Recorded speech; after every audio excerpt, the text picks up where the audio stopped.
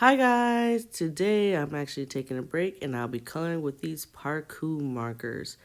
The people at ParKoo were so nice to kindly send me some free markers.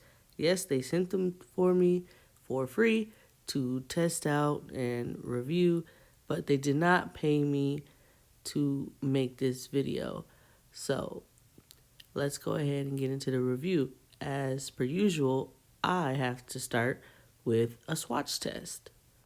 I could tell right away, immediately, when I saw these markers that they were giving me kind of like that Sharpie vibe or have y'all ever heard of BIC markers?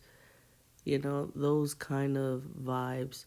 So I knew that they were alcohol based, but not the type of alcohol based markers that I preferred to use.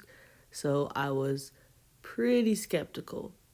As you can see, they are pretty pigmented. Highly saturated, which is not really a problem. In fact, I actually really like vibrant markers, but I like a balance.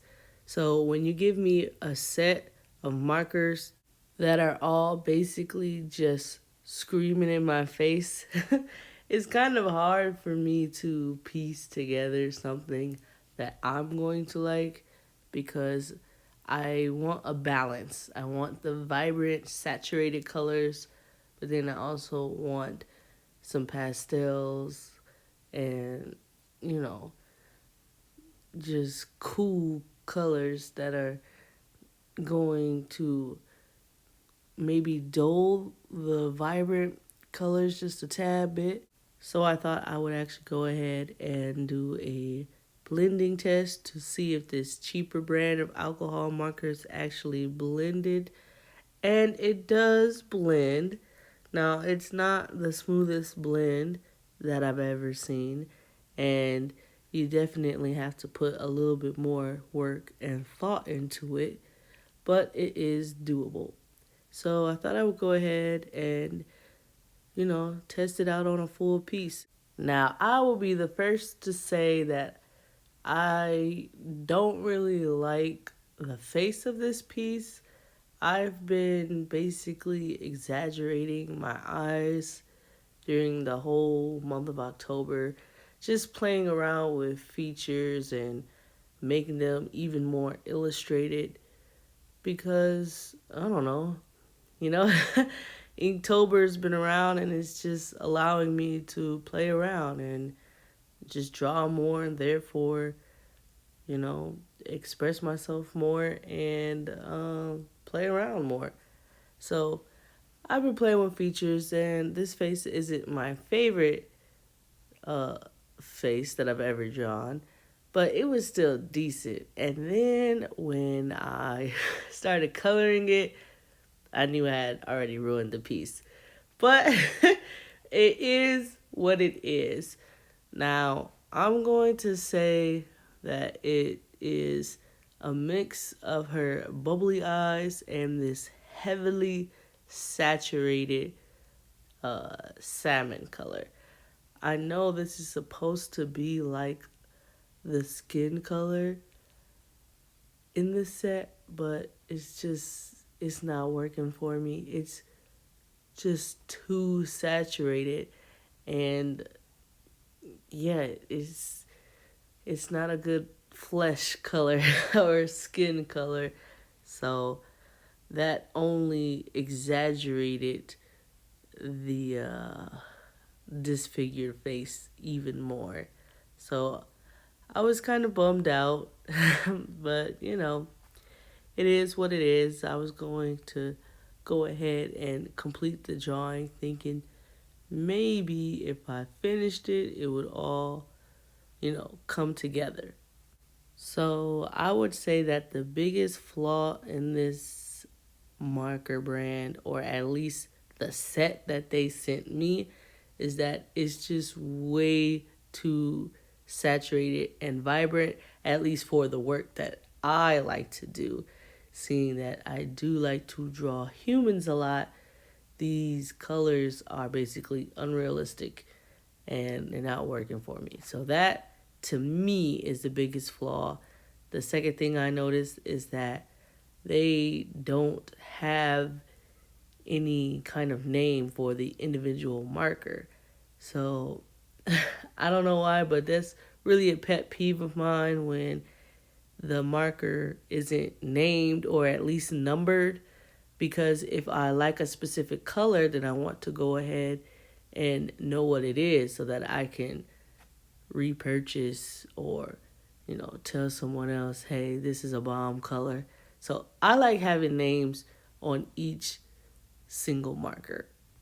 Also, aesthetically, they just look cheap. I'm sorry, ParKoo, I'm not trying to come for your head, but they look like inexpensive markers. Like I said, the first thing I thought of was Sharpie, and I would say that I like Sharpie's branding more than I like these brandings. So, I mean, that's not really important. The most important thing is the quality of the product, of course. But, we see things with our eyes first. So, yeah, if you care about aesthetics, then that's something to be noted. And for the price, these markers are actually pretty good. They do take some work in blending, but once you get used to it, it can be done. It takes a little bit of work, a little more effort, but it can be done. However, as you can see here, when you put the cap on, it easily falls off, and I really can't with that. You see, that was mildly inappropriate, and I'm sorry, I'm a child, but yes, the cap does not want to stay on. It's not fitted, and I hate that. I like to go ahead and put the cap at the end of my marker. I do that with all my markers, and that annoys me that when I color, I can't put the cap on the back. I don't know if this would annoy any of you, but this was an irritant to me.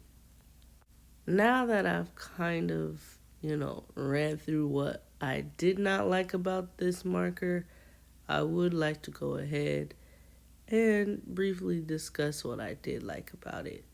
First of all, like I said, the price is on point. Obviously, alcohol markers are expensive, but this is very inexpensive brand. And if you are just now or just beginning to start with alcohol markers, this may be something for you.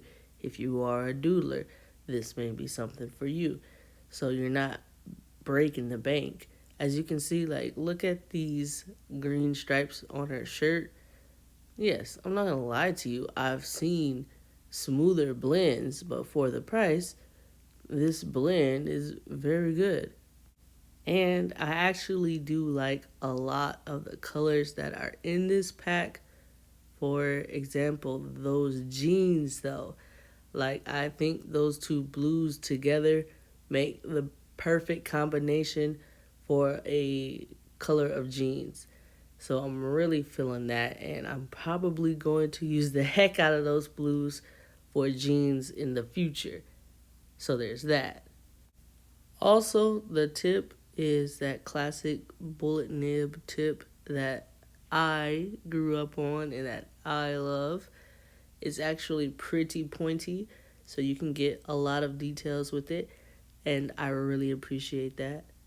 And I just really like the greens in this pack. I think the greens were my favorite colors, and like I said, the blue jeans.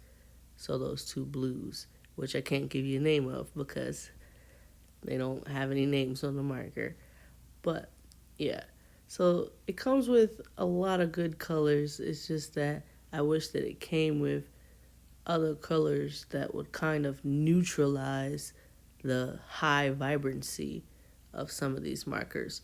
But if you're not doing portraits, then that's nothing that you have to worry about. To finish it off, I use the Sakura jelly roll to make some highlights. And I'm going to go ahead and cover that ugly face with this little kitsune mask that I drew. And that's it. As per usual, I love you guys, and I'll see you when I see you.